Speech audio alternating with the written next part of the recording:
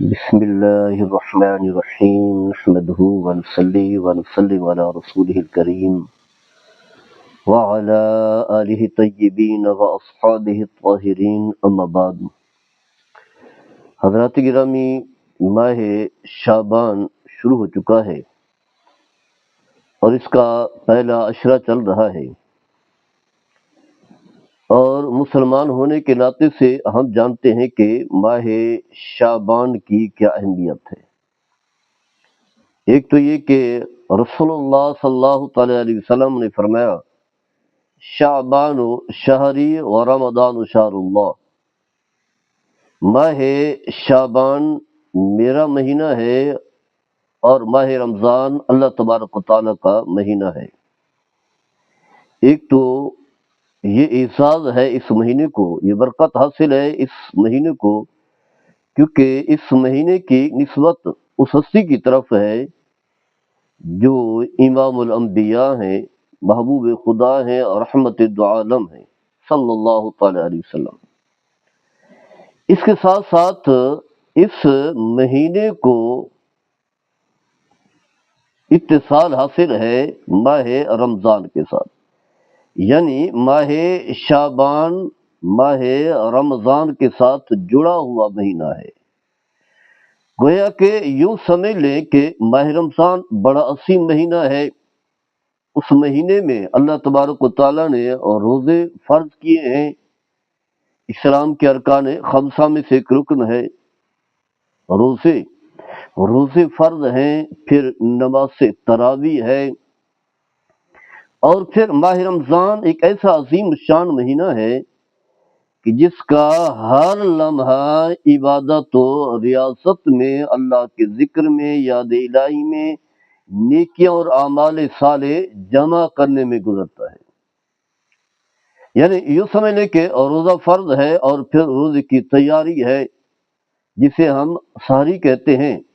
سحری جو ہے، تیاری جو ہے، صبح جلدی اٹھا جاتا ہے تاکہ وقت سے پہلے روزہ رکھ لیں، نیت کر لیں، کھا پی لیں، دن بھر 12 گھنٹے 14 گھنٹے یا اسے کم و بیش بھوکا اور پیاسا رہنا ہے تو انسان ہے، آخر اس کی خواہشات نفسانی بھی ہیں کھانے پینے کی، تو پہلے سے وہ اہتمام کرتے ہیں، گویا کہ اتنا جلدی اٹھ جاتے ہیں اور پھر اس کا اہتمام ہوتا ہے۔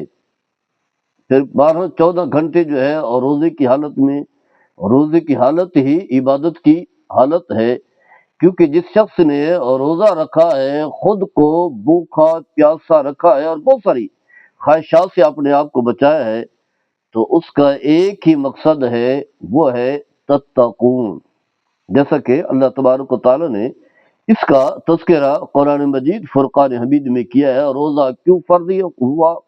فرمایا لعلکم تتقون، تاکہ تمہارا تزکیہ باطن ہو جائے، جو قلب ہے جس پر گناہوں کے برے اثرات ہوتے ہیں زنگ آلود ہو جاتا ہے، روزہ رکھنے سے وہ زنگ اتر جاتا ہے، پاکیزگی آ جاتی ہے اور تقوی مل جاتا ہے۔ تقوی کس چیز کا نام ہے؟ جن کام کے کرنے کا اللہ نے حکم دیا ہے انہیں کرنا، اور جن کاموں سے منع کیا ہے اس سے باز رہنا۔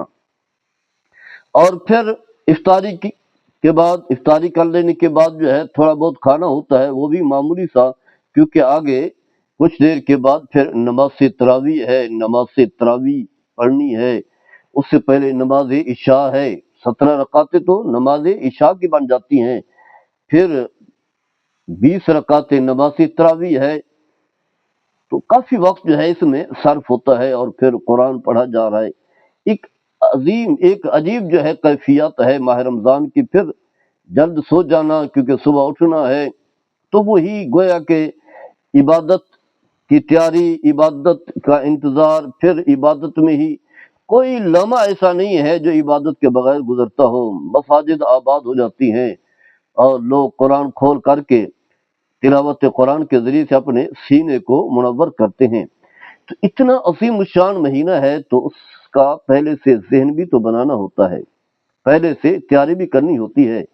تو اس لیے ماہ شعبان کی بڑی اہمیت ہے۔ اور اسلاف کے بارے میں ہم پڑھتے ہیں، بزرگوں کے بارے میں، کہ ماہ رمضان کے آنے سے 6 ماہ پہلے ماہ رمضان کی تیاری میں لگ جاتے تھے۔